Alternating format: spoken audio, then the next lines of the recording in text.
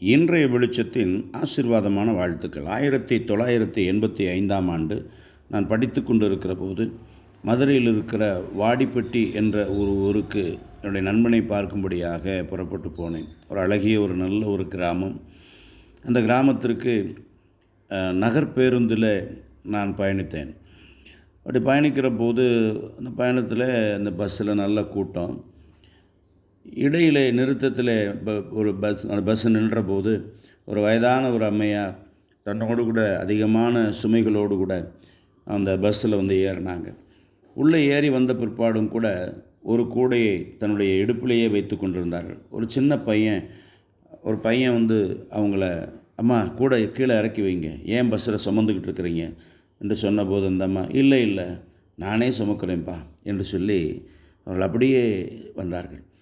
மனுஷருடைய வாழ்க்கையில் இன்றைக்கும் அநேக கவலைகளையும் போராட்டங்களையும் இறக்கி வைக்க முடியாதபடி தனக்குள்ளாகவே சுமந்து கொண்டு வருத்தப்பட்டு கொண்டிருக்கிற அநேகர் உண்டு. இயேசு சொல்லுகிறார், சுமை சுமந்து சோர்ந்திருப்போரே எல்லாரும் என்னிடத்திலே வாருங்கள், நான் உங்களுக்கு இளைப்பாறுதலை தருவேன் என்று சொல்லி. வருத்தத்தோடும் பாரத்தோடும் யார்கிட்ட சொல்கிறதுன்னு தெரியாமல் கலங்கிக்கிட்டு இருக்கிறீங்களா? இயேசுவிட வாங்க, அவர்கிட்ட சொல்லுங்கள். அவர் அவைகளை ஏற்றுக்கொண்டு உங்களுக்கு சமாதானத்தை கொடுப்பார், சந்தோஷத்தை காண பண்ணுவார்.